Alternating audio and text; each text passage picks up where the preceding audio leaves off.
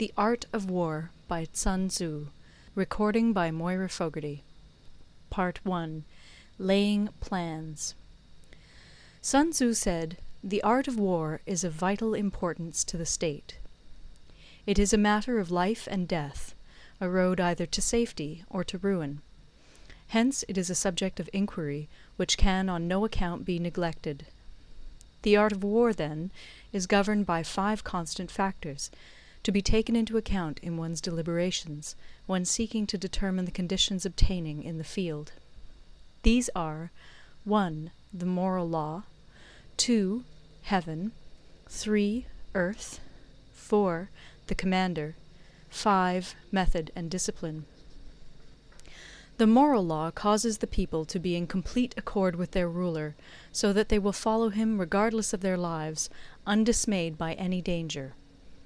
Heaven signifies night and day, cold and heat, times and seasons. Earth comprises distances, great and small, danger and security, open ground and narrow passes, the chances of life and death. The commander stands for the virtues of wisdom, sincerity, benevolence, courage, and strictness. By method and discipline are to be understood the marshalling of the army in its proper subdivisions, the graduations of rank among the officers, the maintenance of roads by which supplies may reach the army, and the control of military expenditure. These 5 heads should be familiar to every general. He who knows them will be victorious. He who knows them not will fail. Therefore, in your deliberations, when seeking to determine the military conditions, let them be made the basis of a comparison in this wise. 1. Which of the 2 sovereigns is imbued with the moral law? 2. Which of the 2 generals has most ability? 3. With whom lie the advantages derived from heaven and earth? 4. On which side is discipline most rigorously enforced? 5. Which army is stronger? 6. On which side are officers and men more highly trained? 7. In which army is there the greater constancy both in reward and punishment? By means of these 7 considerations I can forecast victory or defeat. The general that hearkens to my counsel and acts upon it will conquer. Let such a one be retained in command. The general that hearkens not to my counsel nor acts upon it will suffer defeat. Let such a one be dismissed. While heeding the profit of my counsel, avail yourself also of any helpful circumstances over and beyond the ordinary rules. According as circumstances are favourable, one should modify one's plans. All warfare is based on deception. Hence, when able to attack, we must seem unable. When using our forces, we must seem inactive. When we are near, we must make the enemy believe we are far away. When far away, we must make him believe we are near. Hold out baits to entice the enemy, feign disorder, and crush him. If he is secure at all points, be prepared for him. If he is in superior strength, evade him. If your opponent is of choleric temper, seek to irritate him. Pretend to be weak, that he may grow arrogant. If he is taking his ease, give him no rest. If his forces are united, separate them. Attack him where he is unprepared. Appear where you are not expected. These military devices, leading to victory, must not be divulged beforehand. Now the general who wins a battle makes many calculations in his temple ere the battle is fought. The general who loses a battle makes but few calculations beforehand. Thus do many calculations lead to victory, and few calculations to defeat. How much more no calculation at all? It is by attention to this point that I can foresee who is likely to win or lose. End of Part 1. Part 2. Waging War. Sun Tzu said, "In the operations of war, where there are in the field 1,000 swift chariots, as many heavy chariots, and 100,000 mail-clad soldiers, with provisions enough to carry them 1,000 li, the expenditure at home and at the front, including entertainment of guests, small items such as glue and paint, and sums spent on chariots and armour, will reach the total of 1,000 ounces of silver per day. Such is the cost of raising an army of 100,000 men. When you engage in actual fighting, if victory is long in coming, then men's weapons will grow dull and their ardour will be damped. If you lay siege to a town, you will exhaust your strength. Again, if the campaign is protracted, the resources of the state will not be equal to the strain. Now, when your weapons are dulled, your ardour damped, your strength exhausted, and your treasure spent, other chieftains will spring up to take advantage of your extremity. Then no man, however wise, will be able to avert the consequences that must ensue. Thus, though we have heard of stupid haste in war, cleverness has never been seen associated with long delays. There is no instance of a country having benefited from prolonged warfare.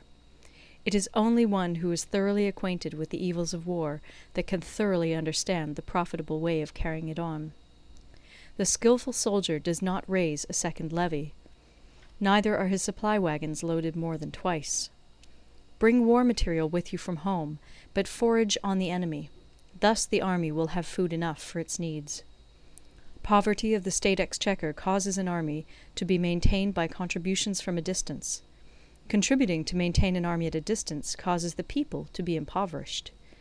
On the other hand, the proximity of an army causes prices to go up, and high prices cause the people's substance to be drained away.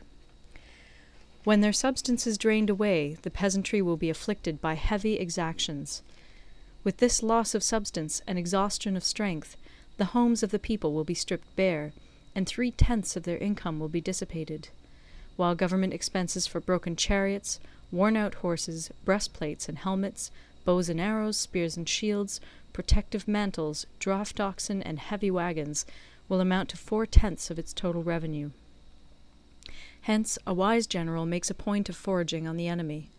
1 cartload of the enemy's provisions is equivalent to 20 of one's own, and likewise a single picul of his provender is equivalent to 20 from one's own store. Now, in order to kill the enemy, our men must be roused to anger. That there may be advantage from defeating the enemy, they must have their rewards. Therefore, in chariot fighting, when 10 or more chariots have been taken, those should be rewarded who took the first. Our own flags should be substituted for those of the enemy, and their chariots mingled and used in conjunction with ours. The captured soldiers should be kindly treated and kept. This is called using the conquered foe to augment one's own strength. In war, then, let your great object be victory, not lengthy campaigns. Thus it may be known that the leader of armies is the arbiter of the people's fate, the man on whom it depends whether the nation shall be in peace or in peril. End of Part 2. Part 3. Attack by Stratagem.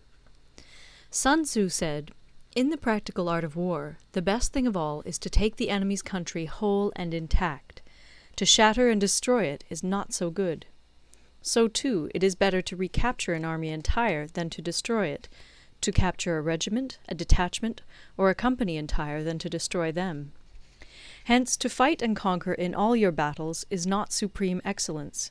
Supreme excellence consists in breaking the enemy's resistance without fighting. Thus, the highest form of generalship is to balk the enemy's plans.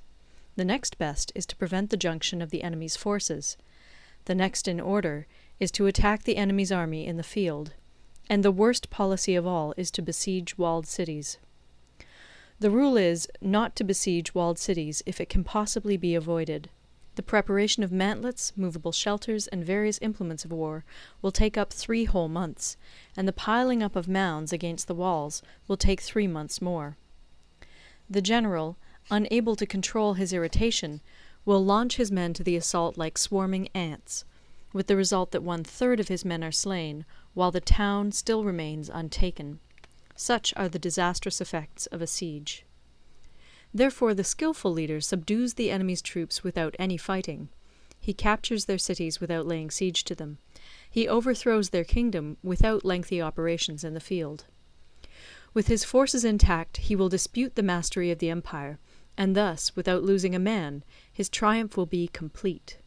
This is the method of attacking by stratagem. It is the rule in war, if our forces are 10 to the enemy's 1, to surround him; if 5 to 1, to attack him; if twice as numerous, to divide our army into 2. If equally matched, we can offer battle. If slightly inferior in numbers, we can avoid the enemy. If quite unequal in every way, we can flee from him. Hence, though an obstinate fight may be made by a small force, in the end it must be captured by the larger force. Now the general is the bulwark of the state. If the bulwark is complete at all points, the state will be strong. If the bulwark is defective, the state will be weak. There are 3 ways in which a ruler can bring misfortune upon his army. 1. By commanding the army to advance or to retreat, being ignorant of the fact that it cannot obey. This is called hobbling the army.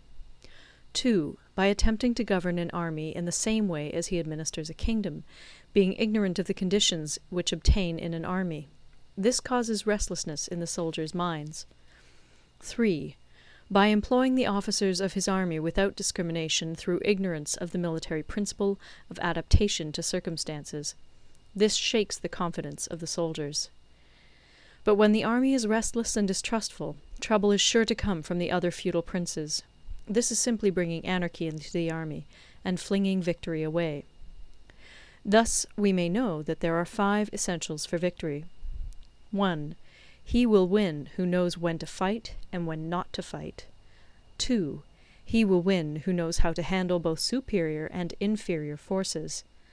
3. He will win whose army is animated by the same spirit throughout all its ranks. 4. He will win who, prepared himself, waits to take the enemy unprepared. 5. He will win who has military capacity and is not interfered with by the sovereign. Hence the saying, if you know the enemy and know yourself, you need not fear the result of 100 battles. If you know yourself, but not the enemy, for every victory gained you will also suffer a defeat. If you know neither the enemy nor yourself, you will succumb in every battle. End of Part 3. Part 4.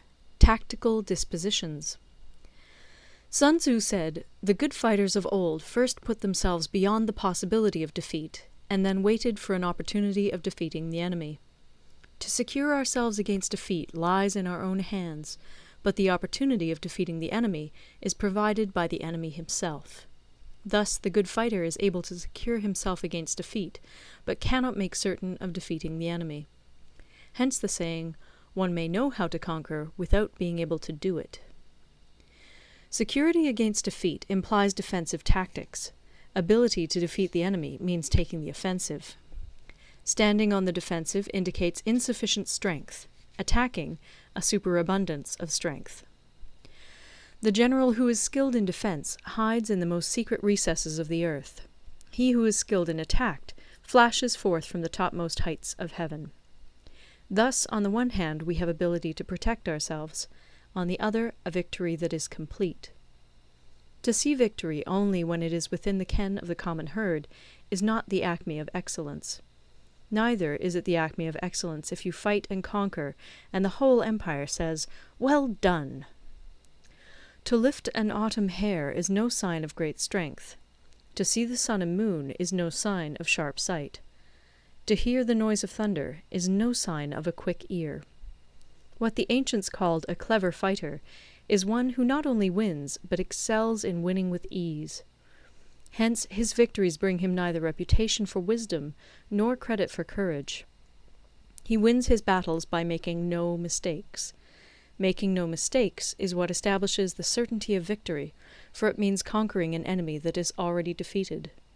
Hence the skillful fighter puts himself into a position which makes defeat impossible, and does not miss the moment for defeating the enemy.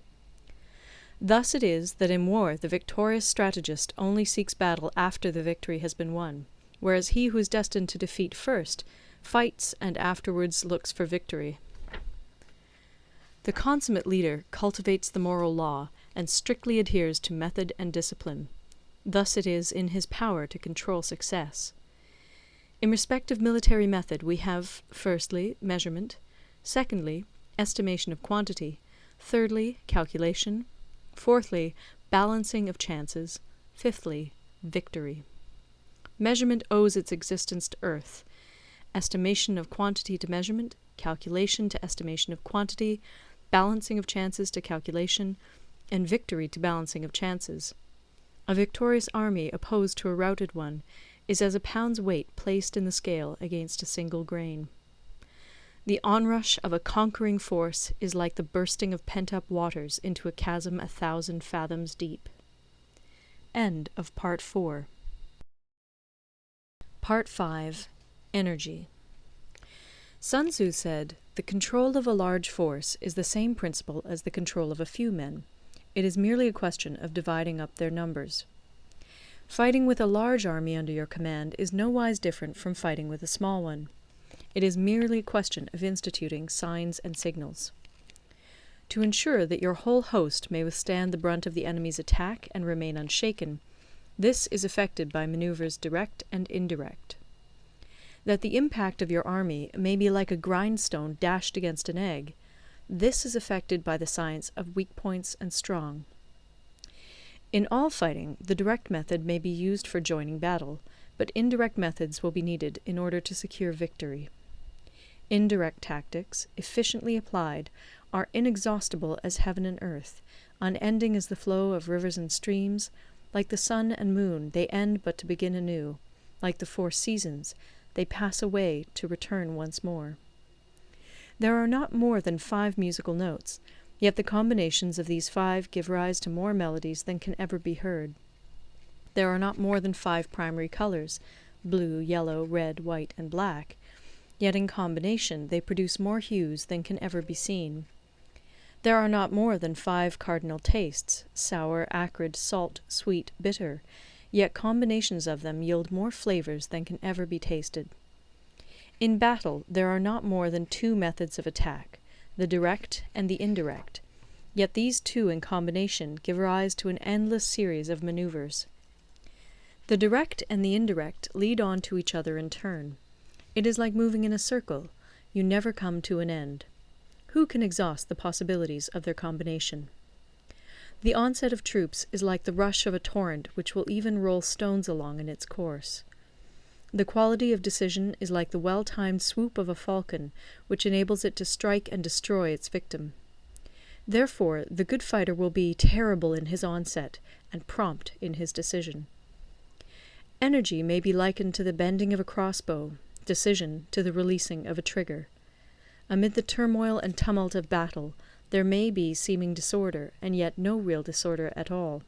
Amid confusion and chaos, your array may be without head or tail, yet it will be proof against defeat. Simulated disorder postulates perfect discipline.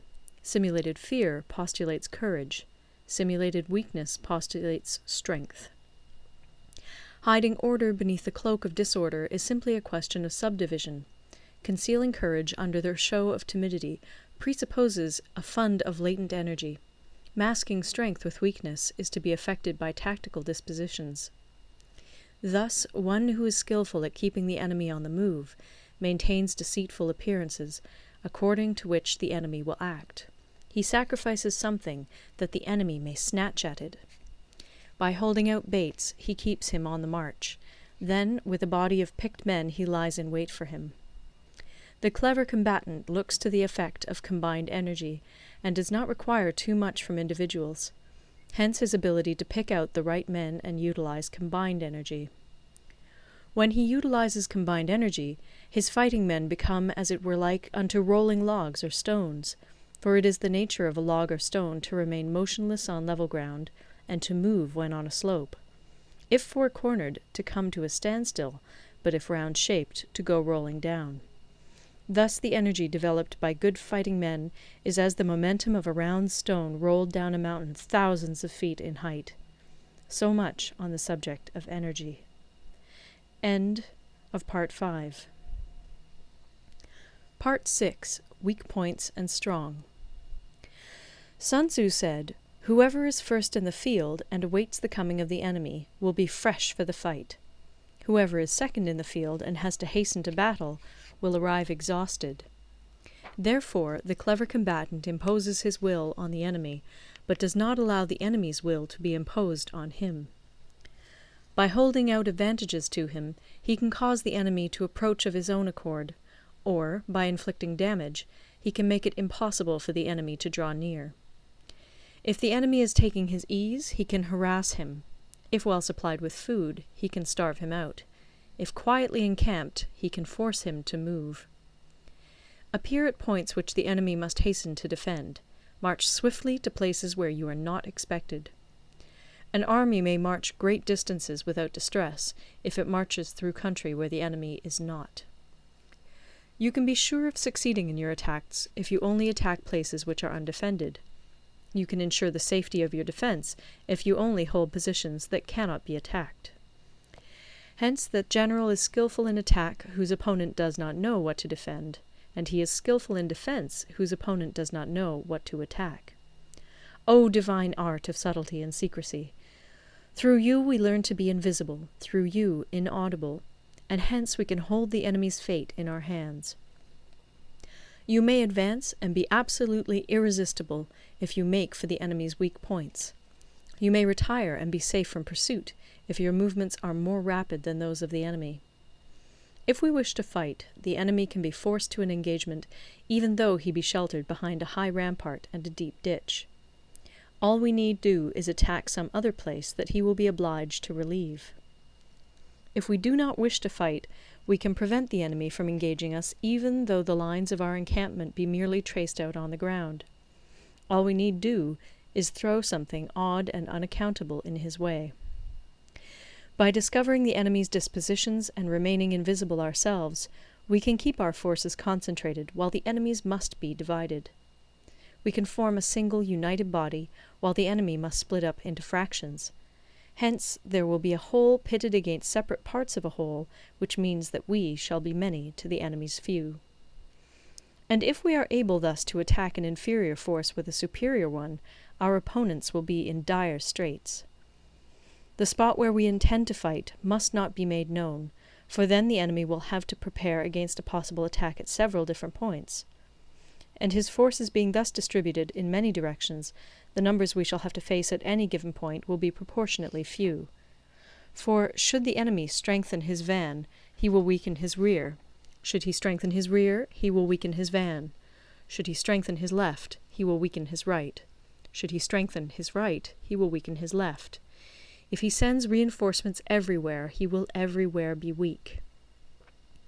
Numerical weakness comes from having to prepare against possible attacks. Numerical strength from compelling our adversary to make these preparations against us. Knowing the place and the time of the coming battle, we may concentrate from the greatest distances in order to fight.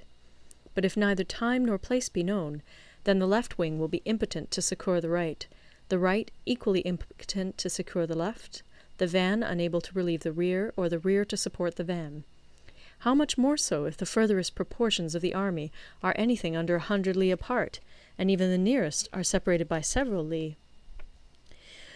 Though according to my estimate the soldiers of Yue exceed our own in number, that shall advantage them nothing in the matter of victory. I say then that victory can be achieved. Though the enemy be stronger in numbers, we may prevent him from fighting. Scheme so as to discover his plans and the likelihood of their success. Rouse him and learn the principle of his activity or inactivity. Force him to reveal himself so as to find out his vulnerable spots. Carefully compare the opposing army with your own, so that you may know where strength is superabundant and where it is deficient. In making tactical dispositions, the highest pitch you can attain is to conceal them. Conceal your dispositions, and you will be safe from the prying of the subtlest spies, from the machinations of the wisest brains. How victory may be produced for them out of the enemy's own tactics, that is what the multitude cannot comprehend.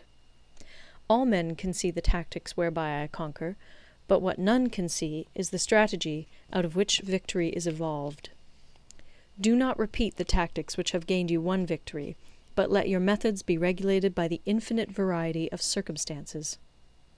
Military tactics are like unto water, for water in its natural course runs away from high places and hastens downwards.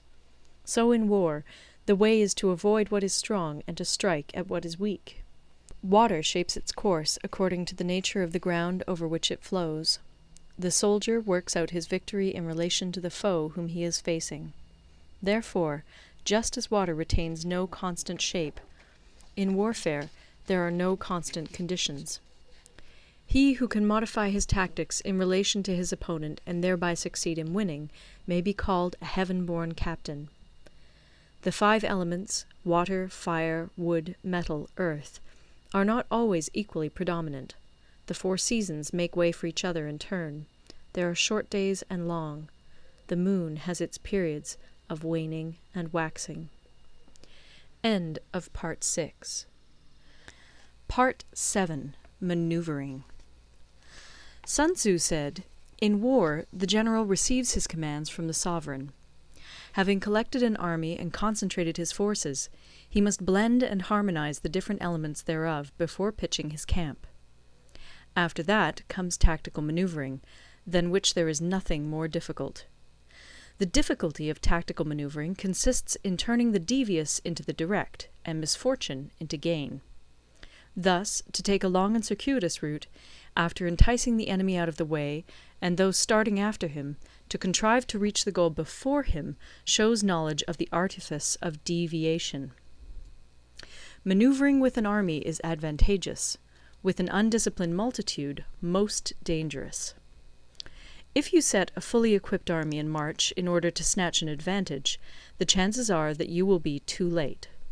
On the other hand, to detach a flying column for the purpose involves the sacrifice of its baggage and stores.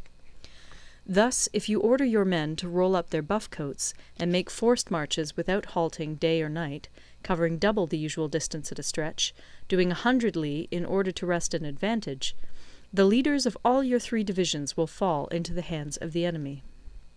The stronger men will be in front, the jaded ones will fall behind, and on this plan only 1/10 of your army will reach its destination.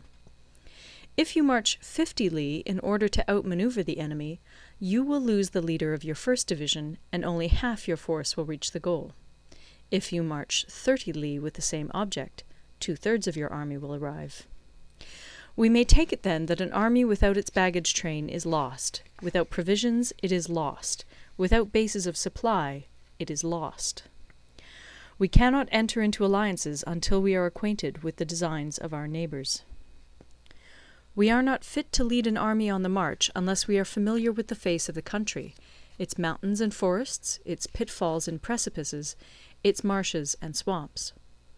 We shall be unable to turn natural advantage to account unless we make use of local guides.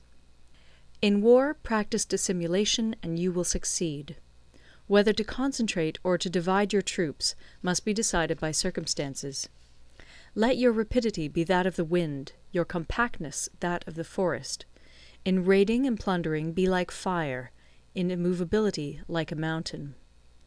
Let your plans be dark, and impenetrable as night, and when you move, fall like a thunderbolt. When you plunder a countryside, let the spoil be divided amongst your men. When you capture new territory, cut it up into allotments for the benefit of the soldiery. Ponder and deliberate before you make a move. He will conquer who has learnt the artifice of deviation. Such is the art of manoeuvring. The Book of Army Management says, "On the field of battle, the spoken word does not carry far enough. Hence the institution of gongs and drums. Nor can ordinary objects be seen clearly enough. Hence the institution of banners and flags. Gongs and drums, banners and flags, are means whereby the ears and eyes of the host may be focused on one particular point. The host thus forming a single united body, it is impossible either for the brave to advance alone, or for the cowardly to retreat alone. This is the art of handling large masses of men. In night fighting, then, make much use of signal fires and drums, and in fighting by day, of flags and banners, as a means of influencing the ears and eyes of your army. A whole army may be robbed of its spirit. A commander-in-chief may be robbed of his presence of mind. Now, a soldier's spirit is keenest in the morning, by noonday it has begun to flag, and in the evening his mind is bent only on returning to camp. A clever general, therefore, avoids an army when its spirit is keen, but attacks it when it is sluggish and inclined to return. This is the art of studying moods. Disciplined and calm, to await the appearance of disorder and hubbub amongst the enemy. This is the art of retaining self-possession. To be near the goal, while the enemy is still far from it, to wait at ease while the enemy is toiling and struggling, to be well fed while the enemy is famished. This is the art of husbanding one's strength. To refrain from intercepting an enemy whose banners are in perfect order, to refrain from attacking an army drawn up in calm and confident array, this is the art of studying circumstances. It is a military axiom not to advance uphill against the enemy, nor to oppose him when he comes downhill. Do not pursue an enemy who simulates flight. Do not attack soldiers whose temper is keen. Do not swallow bait offered by the enemy. Do not interfere with an army that is returning home. When you surround an army, leave an outlet free. Do not press a desperate foe too hard. Such is the art of warfare. End of Part 7. Part 8. Variation in Tactics. Sun Tzu said, "In war, the general receives his commands from the sovereign, collects his army, and concentrates his forces. When in difficult country, do not encamp. In country where high roads intersect, join hands with your allies. Do not linger in dangerously isolated positions. In hemmed-in situations, you must resort to stratagem. In desperate position, you must fight.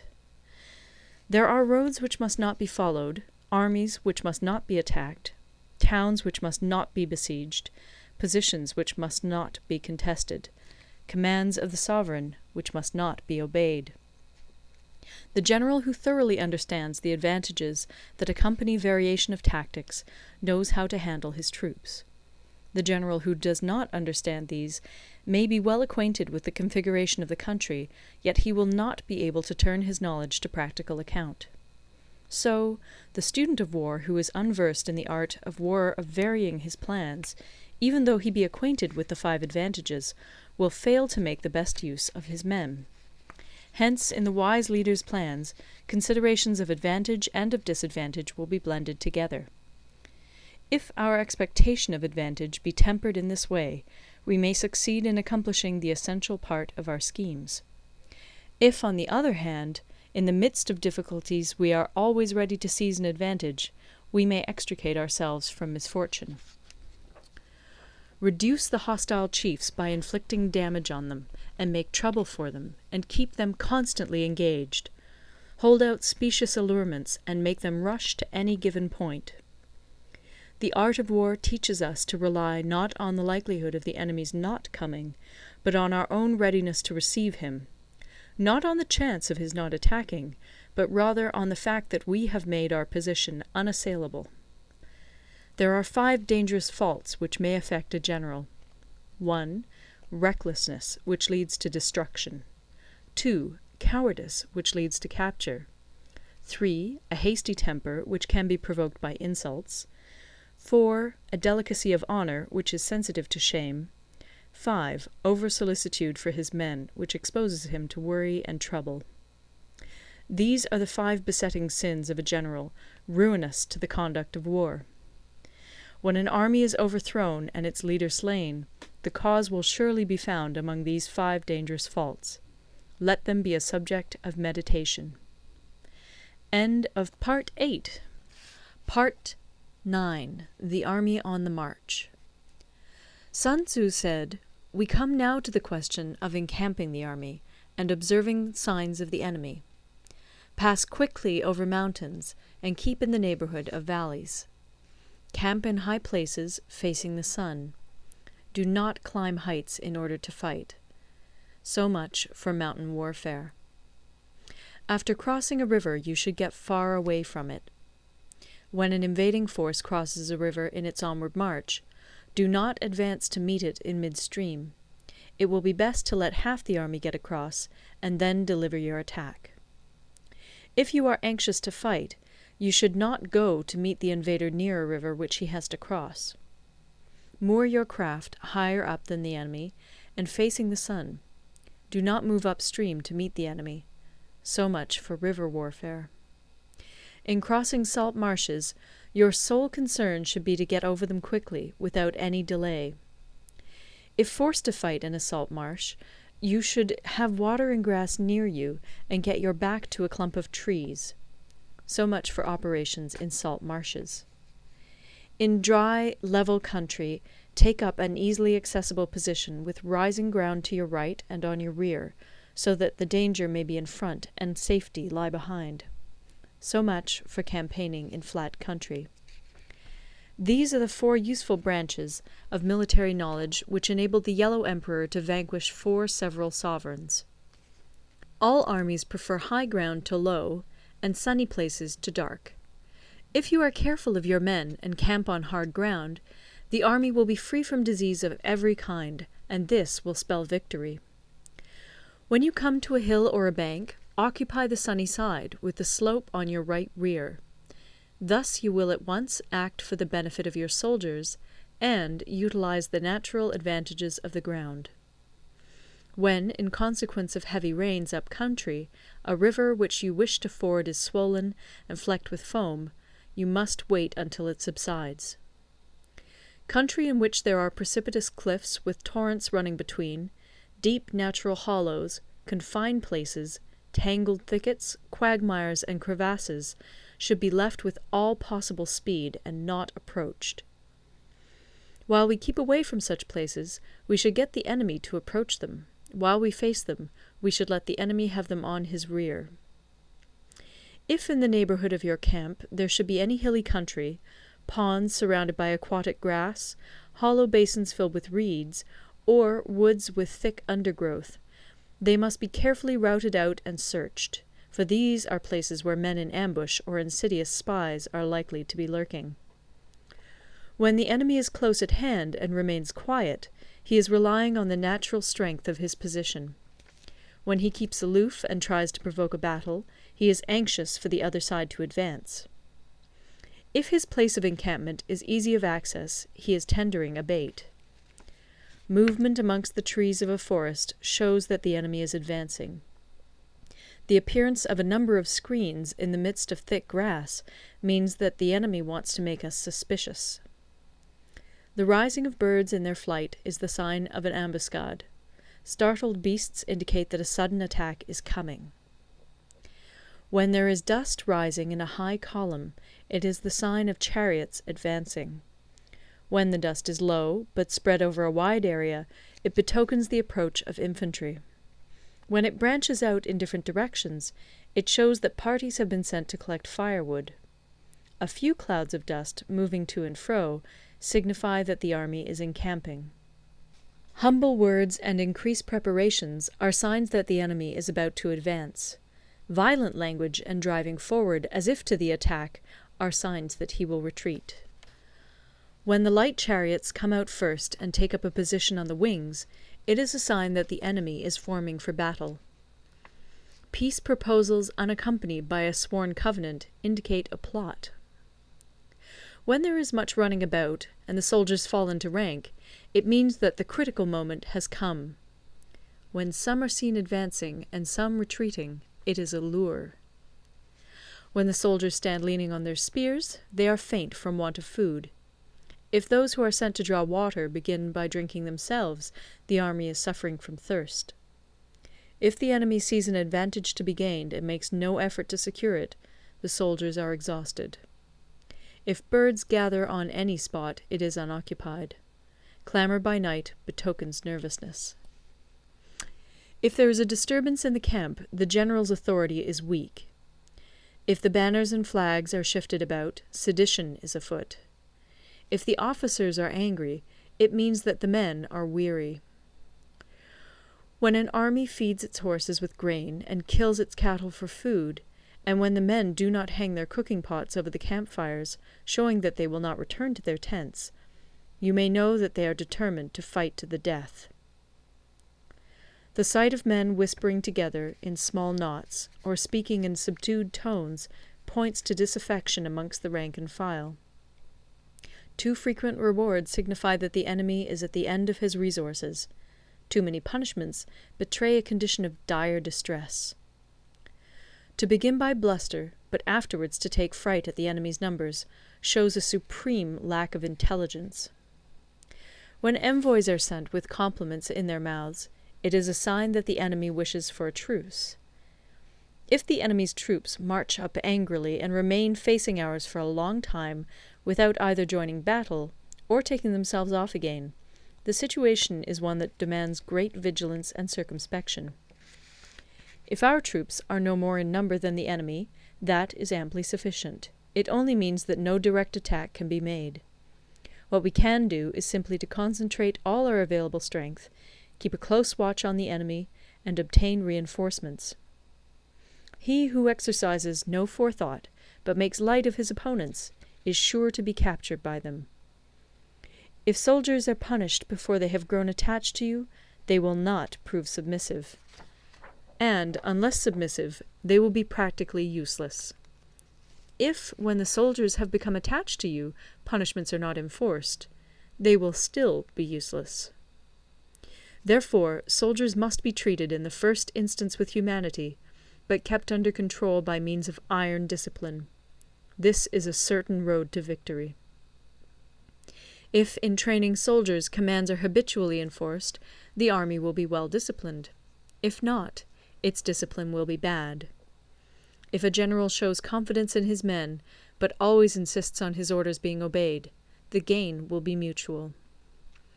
End of Part 9. Part 10. Terrain. Sun Tzu said, we may distinguish 6 kinds of terrain, to wit, 1. Accessible ground, 2. Entangling ground, 3. Temporizing ground, 4. Narrow passes, 5. Precipitous heights, 6. Positions at a great distance from the enemy. Ground which can be freely traversed by both sides is called accessible.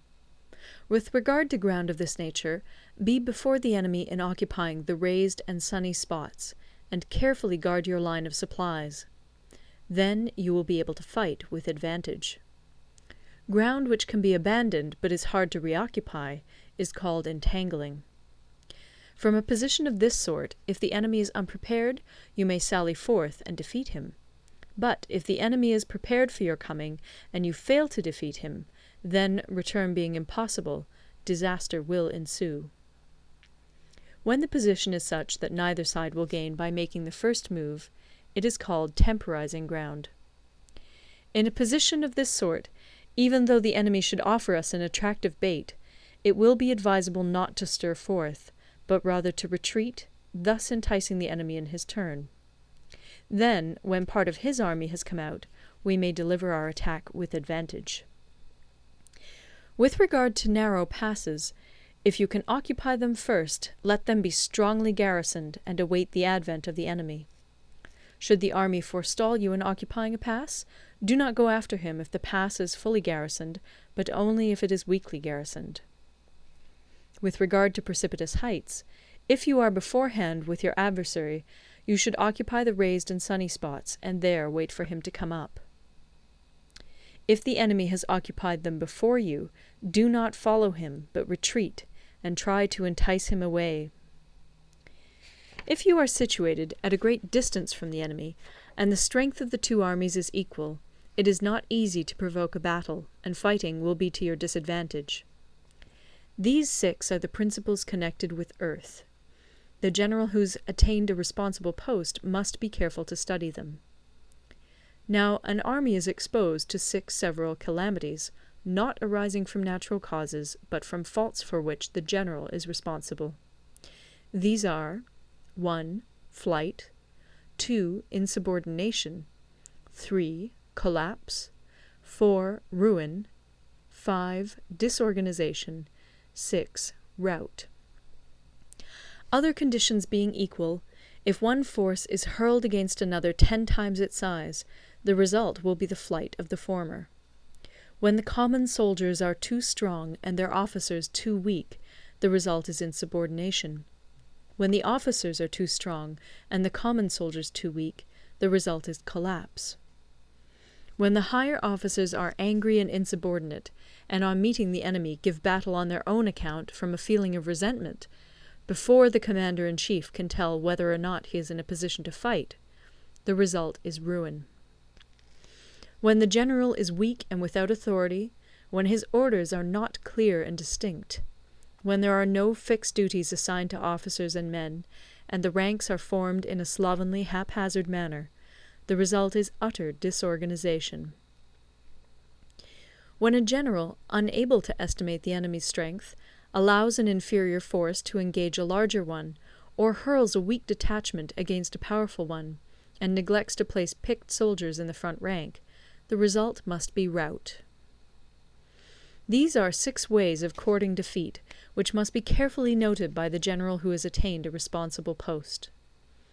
The natural formation of the country is the soldier's best ally, but a power of estimating the adversary, of controlling the forces of victory, and of shrewdly calculating difficulties, dangers, and distances, constitutes the test of a great general.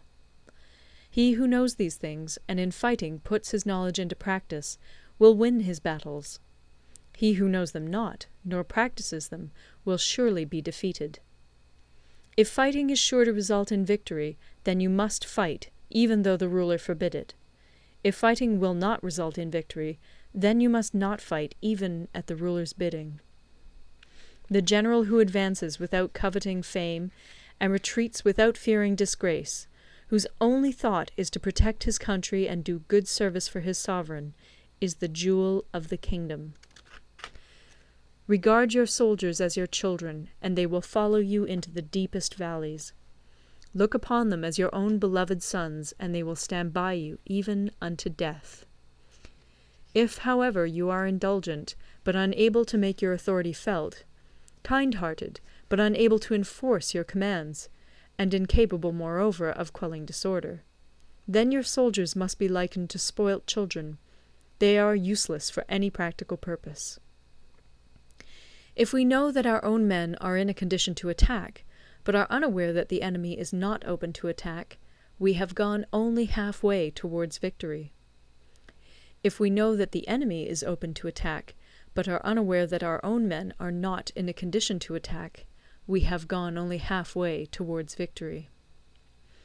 If we know that the enemy is open to attack, and also know that our men are in a condition to attack, but are unaware that the nature of the ground makes fighting impracticable, we have still only gone half-way towards victory.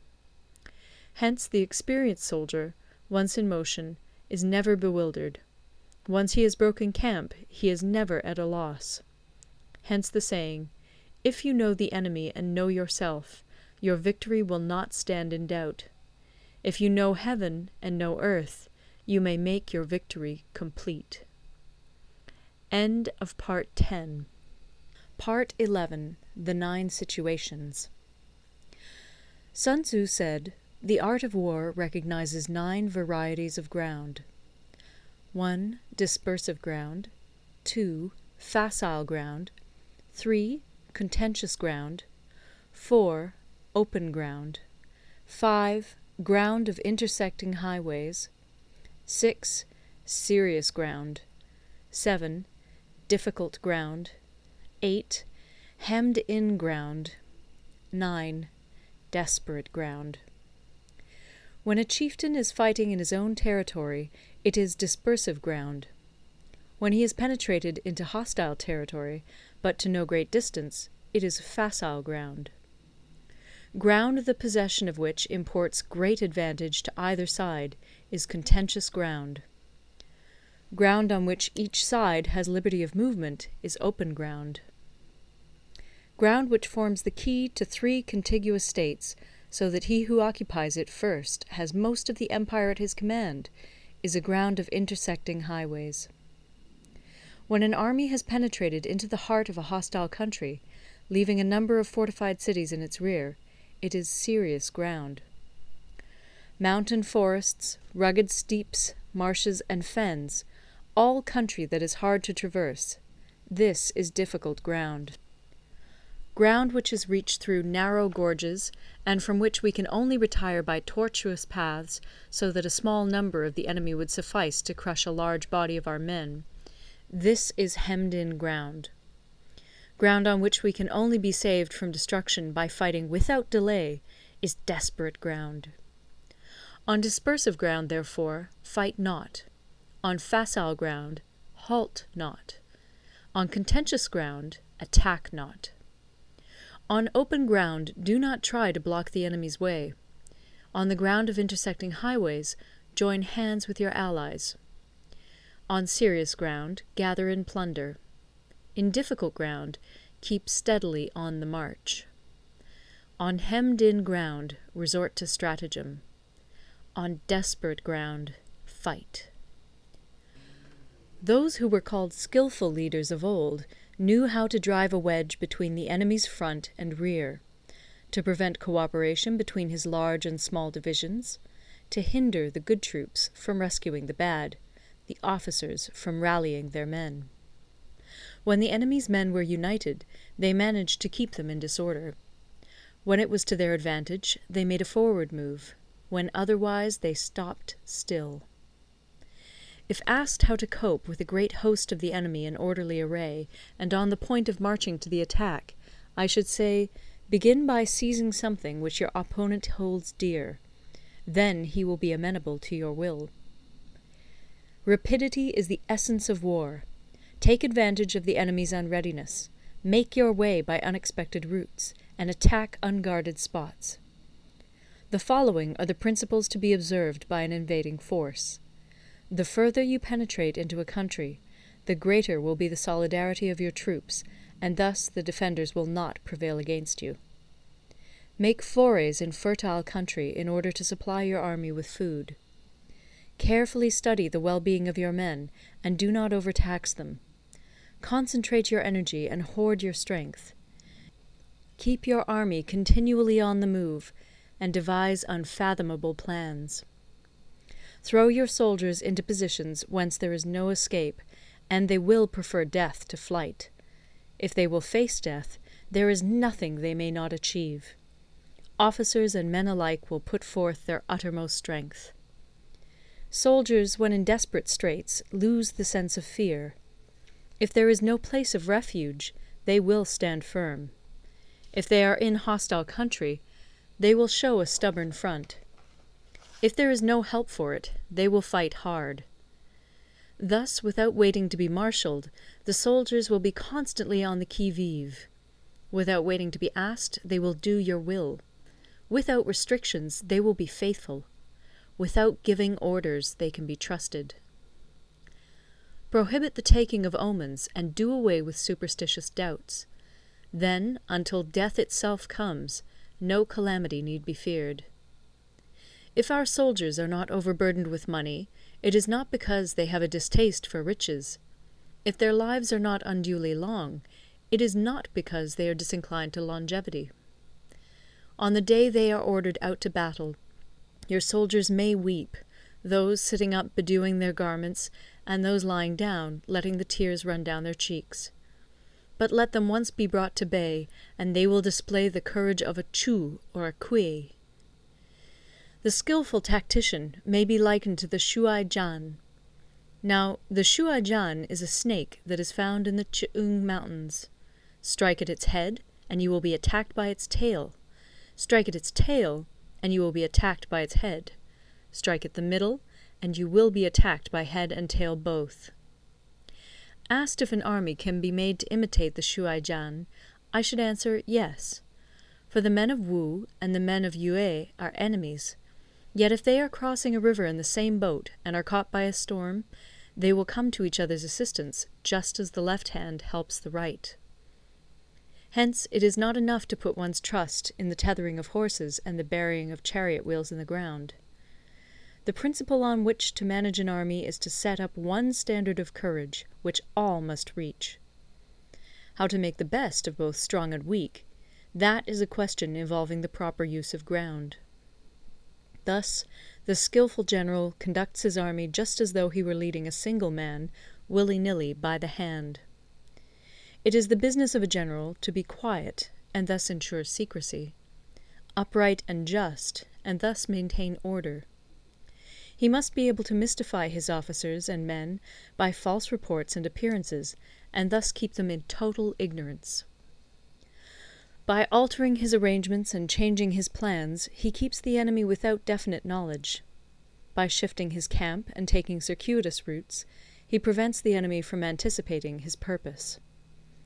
At the critical moment, the leader of an army acts like one who has climbed up a height and then kicks away the ladder behind him. He carries his men deep into hostile territory before he shows his hand. He burns his boats and breaks his cooking pots. Like a shepherd driving a flock of sheep, he drives his men this way and that, and nothing knows whither he is going. To muster his host and bring it into danger, this may be termed the business of the general. The different measures suited to the 9 varieties of ground, the expediency of aggressive or defensive tactics, and the fundamental laws of human nature, these are things that must most certainly be studied. When invading hostile territory, the general principle is that penetrating deeply brings cohesion. Penetrating but a short way means dispersion. When you leave your own country behind and take your army across neighborhood territory, you find yourself on critical ground. When there are means of communication on all 4 sides, the ground is one of intersecting highways. When you penetrate deeply into a country, it is serious ground. When you penetrate but a little way, it is facile ground. When you have the enemy's strongholds on your rear and narrow passes in front, it is hemmed-in ground. When there is no place of refuge at all, it is desperate ground. Therefore, on dispersive ground I would inspire my men with unity of purpose. On facile ground, I would see that there is close connection between all parts of my army. On contentious ground, I would hurry up my rear. On open ground, I would keep a vigilant eye on my defences.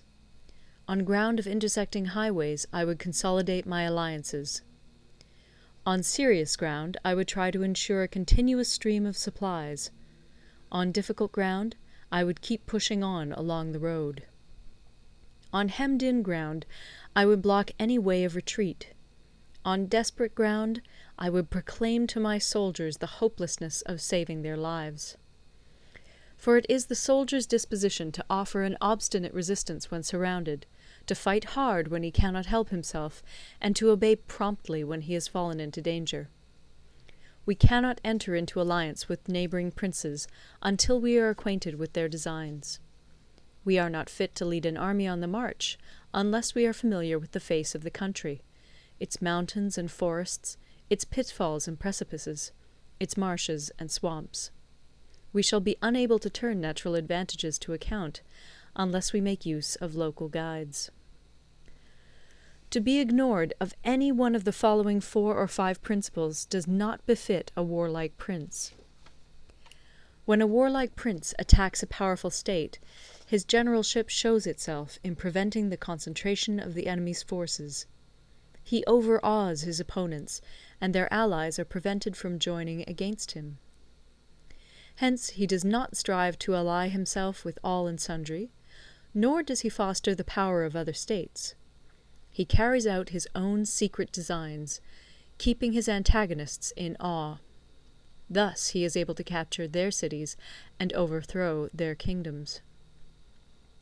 Bestow rewards without regard to rule, issue orders without regard to previous arrangements, and you will be able to handle a whole army as though you had to do with but a single man. Confront your soldiers with the deed itself. Never let them know your design. When the outlook is bright, bring it before their eyes, but tell them nothing when the situation is gloomy. Place your army in deadly peril, and it will survive. Plunge it into desperate straits, and it will come off in safety. For it is precisely when a force has fallen into harm's way that it is capable of striking a blow for victory. Success in warfare is gained by carefully accommodating ourselves to the enemy's purpose. By persistently hanging on the enemy's flank, we shall succeed in the long run in killing the commander-in-chief. This is called ability to accomplish a thing by sheer cunning. On the day that you take up your command, block the frontier passes, destroy the official tallies, and stop the passage of all emissaries. Be stern in the council chamber, so that you may control the situation. If the enemy leaves the door open, you must rush in. Forestall your opponent by seizing what he holds dear, and subtly contrive to time his arrival on the ground. Walk in the path defined by rule, and accommodate yourself to the enemy until you can fight a decisive battle. At first, then, exhibit the coyness of a maiden, until the enemy gives you an opening. Afterwards emulate the rapidity of a running hare, and it will be too late for the enemy to oppose you. End of Part 11. Part 12. The Attack by Fire. Sun Tzu said, "There are 5 ways of attacking with fire. The first is to burn soldiers in their camp. The second is to burn stores. The third is to burn baggage trains. The fourth is to burn arsenals and magazines. The fifth is to hurl dropping fire amongst the enemy." In order to carry out an attack, we must have means available.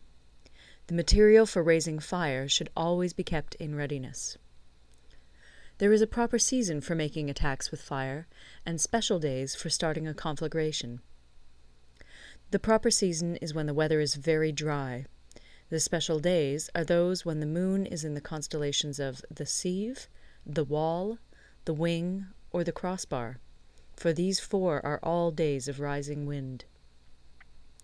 In attacking with fire, one should be prepared to meet 5 possible developments. 1. When fire breaks out inside to enemy's camp, respond at once with an attack from without. 2. If there is an outbreak of fire, but the enemy's soldiers remain quiet, bide your time and do not attack.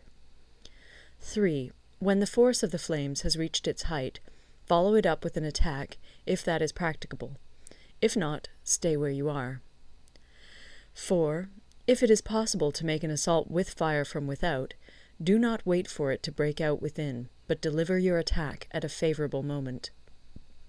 5. When you start a fire, be to windward of it. Do not attack from the leeward.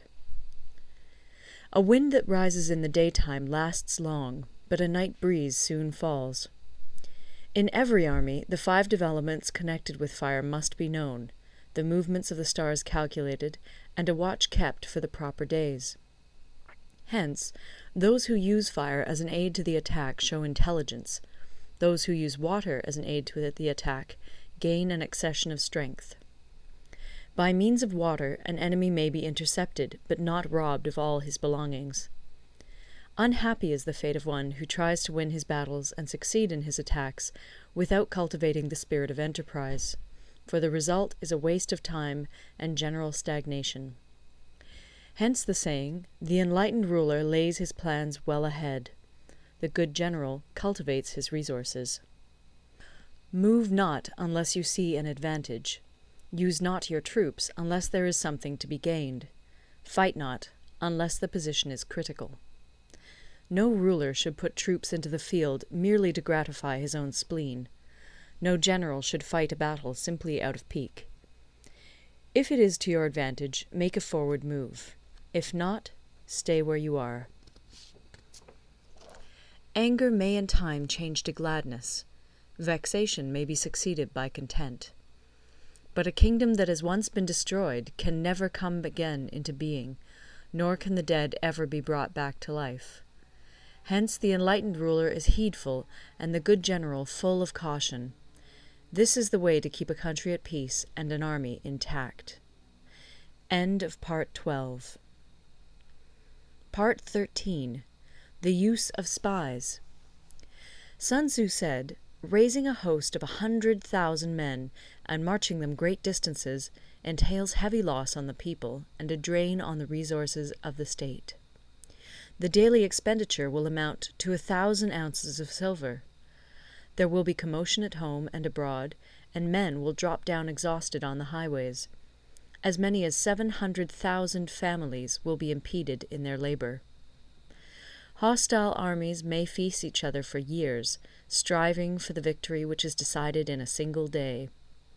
This being so, to remain in ignorance of the enemy's condition simply because one grudges the outlay of 100 ounces of silver in honours and emoluments is the height of inhumanity. One who acts thus is no leader of men, no present help to his sovereign, no master of victory. Thus, what enables the wise sovereign and the good general to strike and conquer and achieve things beyond the reach of ordinary men is foreknowledge. Now, this foreknowledge cannot be elicited from spirits. It cannot be obtained inductively from experience, nor by any deductive calculation. Knowledge of the enemy's dispositions can only be obtained from other men. Hence the use of spies, of whom there are 5 classes. 1. Local spies. 2. Inward spies. 3. Converted spies. 4. Doomed spies. 5. Surviving spies. When these 5 kinds of spy are all at work, none can discover the secret system. This is called divine manipulation of the threads. It is the sovereign's most precious faculty. Having local spies means employing the services of the inhabitants of a district. Having inward spies, making use of officials of the enemy. Having converted spies, getting hold of the enemy's spies and using them for our own purposes. Having doomed spies, doing certain things openly for purposes of deception, and allowing our spies to know of them and report them to the enemy. Surviving spies, finally, are those who bring back news from the enemy's camp. Hence it is that none in the whole army are more intimate relations to be maintained than with spies. None should be more liberally rewarded. In no other business should greater secrecy be preserved. Spies cannot be usefully employed without a certain intuitive sagacity. They cannot be properly managed without benevolence and straightforwardness. Without subtle ingenuity of mind, one cannot make certain of the truth of their reports. Be subtle, and use your spies for every kind of business. If a secret piece of news is divulged by a spy before the time is ripe, he must be put to death together with the man to whom the secret was told. Whether the object be to crush an army, to storm a city, or to assassinate an individual, it is always necessary to begin by finding out the names of the attendants, the aides-de-camp, and doorkeepers and sentries of the general in command. Our spies must be commissioned to ascertain these. The enemy's spies, who have come to spy on us, must be sought out, tempted with bribes, led away, and comfortably housed. Thus they will become converted spies and available for our service. It is through the information brought by the converted spy that we are able to acquire and employ local and inward spies. It is owing to this information again that we can cause the doomed spy to carry false tidings to the enemy. Lastly, it is by this information that the surviving spy can be used on appointed occasions. The end and aim of spying in all its 5 varieties is knowledge of the enemy, and this knowledge can only be derived in the first instance from the converted spy. Hence it is essential that the converted spy be treated with the utmost liberality. Of old, the rise of the Yin dynasty was due to Yi Qi, who had served under the Xia. Likewise, the rise of the Chu dynasty was due to Lu Ya, who had served under the Yin. Hence, it is only the enlightened ruler and the wise general who will use the highest intelligence of the army for purposes of spying, and thereby they achieve great results. Spies are a most important element in water, because on them depends an army's ability to move. End of the Art of War.